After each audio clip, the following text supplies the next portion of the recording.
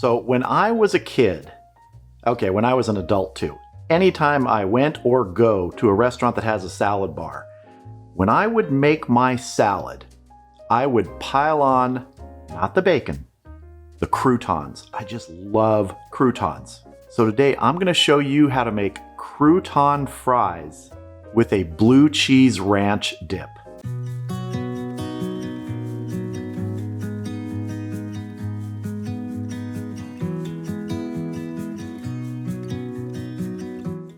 Yeah, why settle for the little nuggets of croutons when you can have fries that are croutons? Okay, they're not actually fries like French fries, but they approximate that sort of shape and the feel of picking them up and eating them that way. And no deep frying involved here, we're just using the oven. But let's get our blue cheese ranch dip ready first. We're starting with 1 cup of sour cream. To this I'm going to add a 1/4 cup of mayonnaise, a tablespoon of lemon juice, a teaspoon of lemon zest, 2 cloves of crushed garlic. I'm using fresh garlic here and crushing it, but you could use, I don't know, maybe a tablespoon of minced garlic,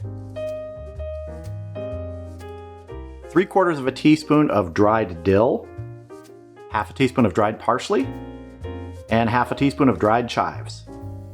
Finally, 1/2 cup of blue cheese crumbles. Now we mix this all together. This is fairly thick because this is a dip, not a dressing, but heck, if you wanted to use it as a dressing, you could. I'd thin it out a little bit. You could use maybe a couple more tablespoons of lemon juice. Make sure you scrape those sides, get any of those herbs that have stuck there. Let's get a little taste of this here. Ooh, that is nice. This tastes great, but I do want to add some salt and pepper.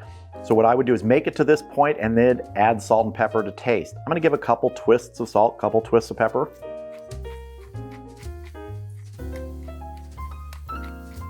And mix that in. All right, we're good to go. I'm going to cover this, put it in the refrigerator, let it chill down while we make our crouton fries. So the bread for our crouton fries is not going to just be plain bread. We're going to put a seasoning on that. That seasoning, we're starting with 1 cup of olive oil. To this I'm adding 1 tablespoon of dried oregano, 1 tablespoon of dried basil, 1/2 tablespoon of granulated garlic, salt, cracked black pepper. That was probably about a 1/4 teaspoon of each. I'm going to mix this together. Now if you don't want to make that spice blend that's going in the oil, you could just use a couple tablespoons of Italian seasoning. All right, this is ready. Let's get our bread out here. So what I'm working with today is just a loaf of thick sliced bread with the end pieces taken away. We don't really want to use those because we want the exposure of just the bread, the interior. We're gonna actually cut off the crust. Now when I cut this off, don't think I'm wasting it. This is perfect for making breadcrumbs. But let's start getting our bread ready here. I'm gonna work with a couple slices at a time to get rid of the crust first. And you want to cut as close to the edge as possible so we don't lose too much of our interior bread. And then once we have bread pieces like this, we're going to cut them into those fry shapes. So like really thick cut French fries. You can do thinner if you want. And if you're worried you're going to crush the bread as you're cutting through here, don't worry too much. Once we dry this out in the oven, it's going to be nice. So this is what I'm going for, this size pieces here. All right, I'm going to go ahead and cut the rest of this up and then we'll move on to seasoning this. Now the way I like to get the seasoning on the outside of those crouton fries is to just take a small little flat rimmed baking sheet here. You can use a large one if you want. I happen to have a small one. And I'm going to take some of our seasoning mix and just brush it in here all along the bottom. And I just take our pieces of crouton fries, toss them in here, roll them around, get them coated. They don't need a heavy coating. This doesn't really need to soak in. You want it on the surface. If you need to add more, add more. I find by doing it this way, they don't get too saturated with the oil. You can brush them. You could, really pour it on them, but then they're going to get saturated. It's going to take longer to dry out in the oven. Add a little bit more in here. Keep rolling them around. And if you don't get every side coated evenly, that's fine. They're still going to taste great. Once I have a coating on them that I like, I'm going to transfer them to some wire racks on a baking sheet. Just keep on repeating the process.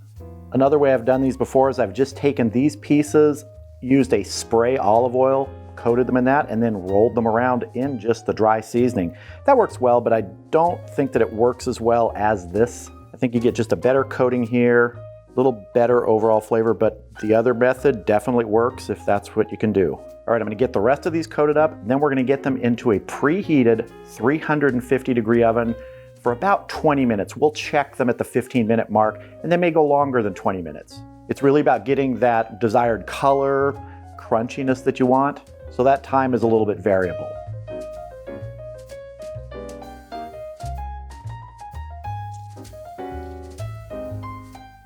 All right, we've been going 15 minutes. Let's check our crouton fries. Oh, those are looking good. I think we're gonna go another 2 to 3 minutes, take them out maybe at 17 or 18 minutes. Let's see, 17 minutes, oh yeah. I think those are perfect. All right, these are coming out. They're gonna cool down for, I don't know, maybe 10, 15 minutes. And then we'll plate them up with some of our blue cheese ranch dip.